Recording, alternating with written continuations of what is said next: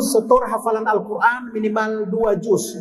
Bukan baca ya, tapi setor hafalan Al-Quran paginya itu 2 halaman. Begitu pulang dari sekolah harus menyetor hafalan baru juga. Jadi dalam satu hari itu 4 halaman Al-Quran yang bukan dibaca tapi dihafal oleh Filin, yang disetorkan ke ibunya, disaksikan oleh Bang Onim.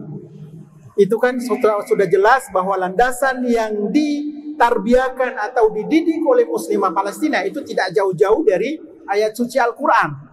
Jadi muslimah Palestina itu mereka tugasnya tidak hanya melahirkan putra-putri mereka, akan tetapi tugas dari muslimah Palestina bukan ke pasar beli sayur, akan tetapi lebih di rumah untuk mendidik anak-anaknya. Yang belanja di pasar beli sayur itu tugas Bang Onim. Beli bawang lah, beli tomat lah, itu tugas Bang Onim. Nah, sedangkan istri Bang Onim, Ibu Raja, mendidik Filin, Nusantara sama Bahari, itu tugasnya dicek terus hampir setiap hari yang namanya hafalan Al-Quran. Kalau contohnya gini, contohnya Nusantara untuk hari ini baru bisa 1 halaman, uang jajannya dikurangi. Itu salah satu motivasi dari muslimah Palestina. Tapi kalau contohnya besoknya Filin bisa menghafal Al-Quran 5 halaman, akan ditambah uang jajannya yang tadinya contohnya Rp25.000 dalam rupiah, bisa ditambah Rp30.000. Otomatis Nusantara jadi iri dong.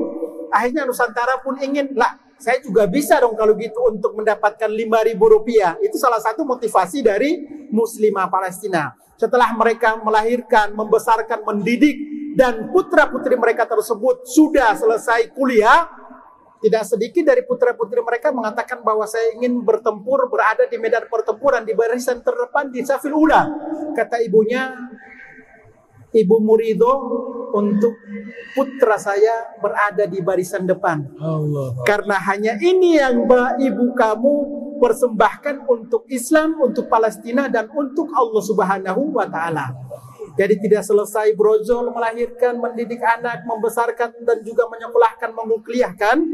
Putra-putrinya meminta ridho, wahai ibu, saya sudah usia 18-17 tahun, minta ridhomu ya ibu Ummi, untuk saya mengangkat senjata berada di barisan depan.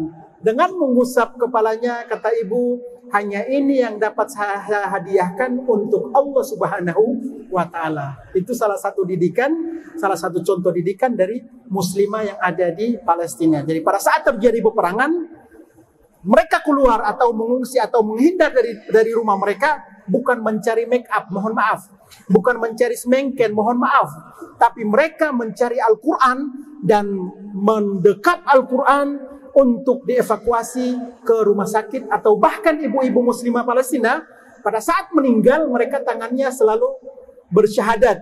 Tidak hanya bersyahadat, di telapak tangan ini mereka melingkarkan tasbih atau tasbih digital. Bukan di tangan mereka handphone lah atau iPhone lah.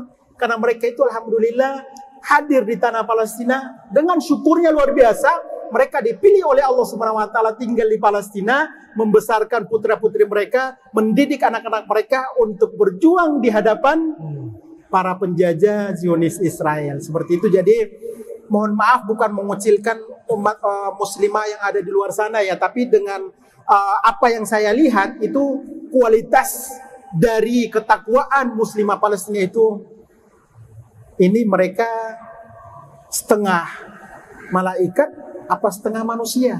Karena memang ditanam kayak itu dalam hati, benar-benar ya berjuang untuk Allah, untuk Palestina, untuk Masjidil Aqsa. Udah 4 aja itu. Rumah mereka hancur, mereka mengatakan bahwa rumah ini kan cuma amanah dari Allah Subhanahu wa Ta'ala. Anak-anak mereka dia meninggal, mereka mengatakan bahwa sudah tercatat di Lauhul Mahfuz bahwa putra-putri kami meninggal itu dibawa reruntuhan atau terkena rudal. Sudah ditakdirkan oleh Allah Subhanahu wa Ta'ala. Tinggal meninggalnya seperti apa bukan urusan kita. Akan tetapi kan saya sebagai manusia dalam benak pikiran saya, nanti kalau rudal datang atau mobil kami dihancurkan oleh pihak Israel, Bang Onim itu nanti meninggal. Apakah kepalanya hancur kah? Badannya jadi putus kah? Itu hanya angan-angan manusia saja.